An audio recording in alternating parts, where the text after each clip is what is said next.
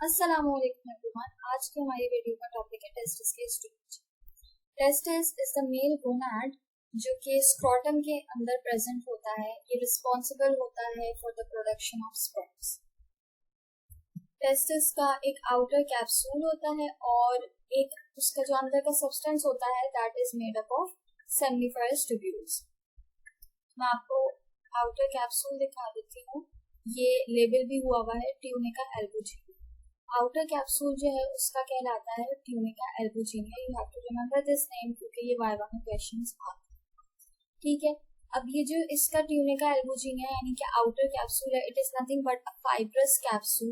ठीक है, ये फाइबर्स से बना हुआ है, डेंस फाइबर्स से बना हुआ है और उसकी इमेजिनेशन जो होती हैं वो जाती हैं इसके टेस्टिस के सब्सटेंस के अंदर। यू कैन सी के वो अपनी इमेजिनेशन सेंड करे और इसकी जो इमेजिनेशन है वो सेप्टास बना रही थी। और टेस्टिस का जो पूरा सब्सटेंस है which is consisting of seminiferous tubules उनको डिवाइड कर देती है into small lobules which are pyramidal in shape. ठीक है, अब ये सेमिनिफेरस ट्यूब्यूल्स क्या होती हैं?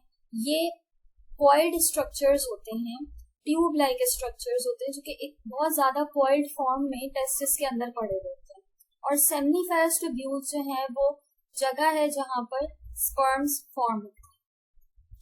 ठीक है, सेमिनिफेरस ट्यूब्यूल्स क्या करती हैं? स्पर्म्स को बनाती हैं और उनको आगे भेजती हैं।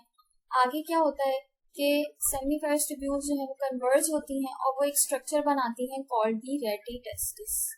रेटी टेस्टिस जो है वो उसका फंक्शन सिर्फ ये होता है कि वो सेमिनिफेरस ट्यूब्यूल्स से जो स्पर्म्स आ रहे हैं उनको ट्रांसफर कर दे टू दी एपिडाइडम्स।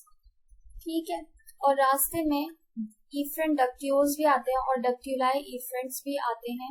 ये इनका भी फंक्शन यही होता है कि ये स्पर्म्स को ट्रांसपोर्ट करते हैं from the seminiferous tubules to the outside of the testis. ठीक है, अब टेस्टिस के बाहर जो है वो आपका एपिडाइडमस होता है। एपिडाइडमस जो होता है और उसके 3 पार्ट्स होते हैं, वो हम डिफरेंट वीडियो में डिस्कस करेंगे। अभी के लिए आपको एक टेस्टिस का एक स्ट्रक्चर याद रखना है कि इसकी ओवल शेप होती है as you can see in the picture.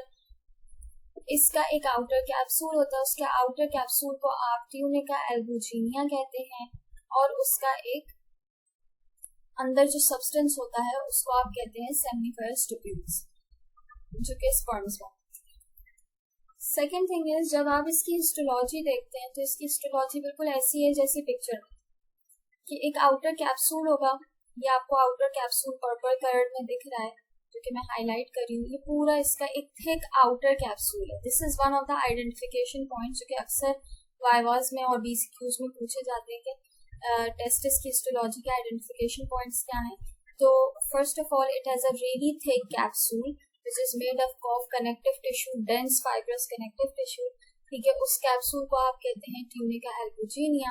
वो कैप्सूल जो है वो अपने अंदर इमेजिनेशन सेंड कर रहा होता है into the substance of the testis. वो जो इमेजिनेशन अंदर जा रही होती है, ये वाली इमेजिनेशन जो कि एस से लेबल्ड हुई है, ये इमेजिनेशन जो है ये टेस्टिस के सब्सटेंस को डिवाइड कर देती हैं इनटू लॉब्यूल्स और वो लॉब्यूल्स जो हैं उनके अंदर सेमिनिफेरस ट्यूब्यूल्स होती है।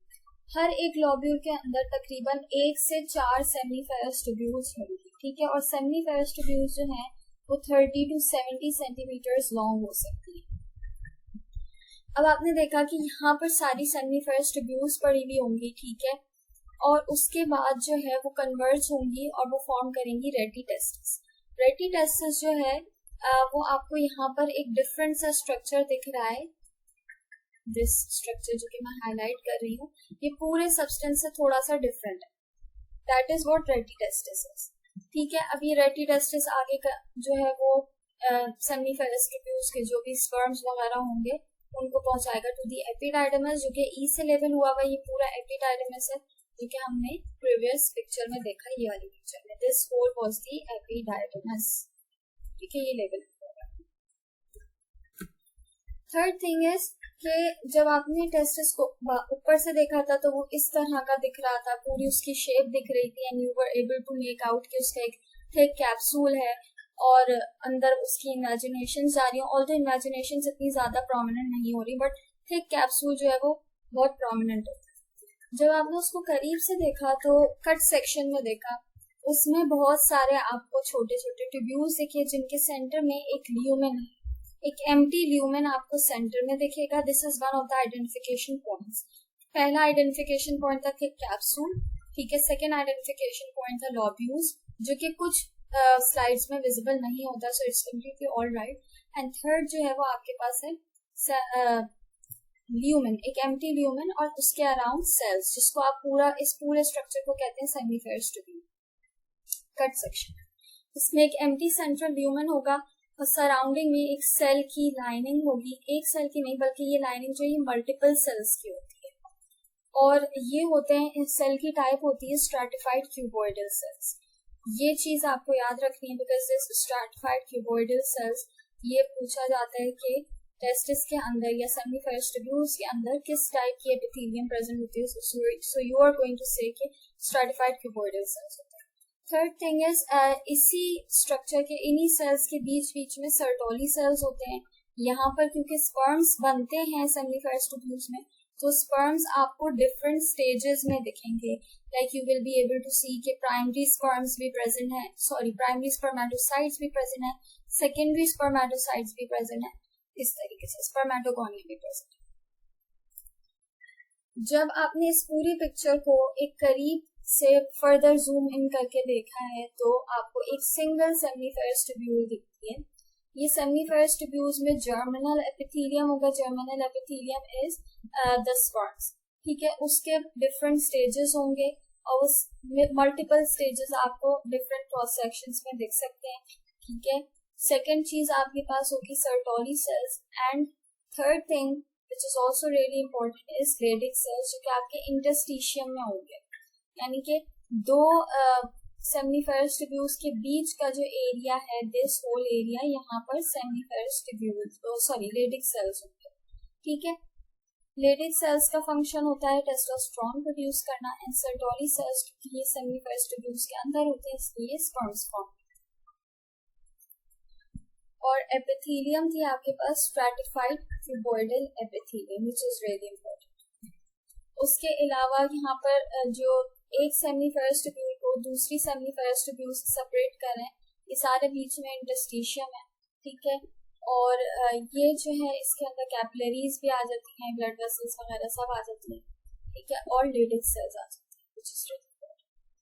एंड में आपके पास ये अगेन एक टेस्टिस की ही स्लाइड है. यहाँ पर आपको ये पूरा एक कैप्सूल नजर आ रहा है, ठीक है. आपको ये इमेजिनेशन, ये सारे सेप्टास नजर आ रहे हैं, ठीक है. ये लॉब्यूल्स नजर आ रहे हैं, ठीक है. यहाँ पर एक डिफरेंट सा स्ट्रक्चर नजर आ रहा है, दिस स्ट्रक्चर. ये जो है ये रेटी टेस्टिस है जो कि आगे जाकर एपिडाइडमिस में होगा, ठीक है. एंड बीच में इफ्रेंडेक्टियोल्स भी आएंगी, you have to remember that as well, ठीक है. ये आपके पास वो था ट्यूनिका एल्बुजिनिया देख लिया, सेप्टास देख लिया, लॉब्यूल्स देख लिया. फर्दर मैग्निफिकेशन पर ये आपको टेस्टिस दिखता है. जैसे मैंने आइडेंटिफिकेशन पॉइंट्स बताए थे, एक एम्प्टी ल्यूमेन होता है सराउंडेड बाय सेल्स. सेल्स जो होते हैं वो एक सेल थिक नहीं होती, वो लाइनिंग वो मल्टीपल सेल्स थिक की लाइनिंग होती है, और बीच में सेप्टास होते हैं. उसके अलावा इसके इंटरस्टिशियम में लेडिक सेल्स होते हैं. सर्टोली सेल्स जो हैं वो सेमीफेरस ट्यूब्यूल्स के अंदर होते हैं along with the germinal epithelium and stratified cuboidal cells. That's it for today. Thank you.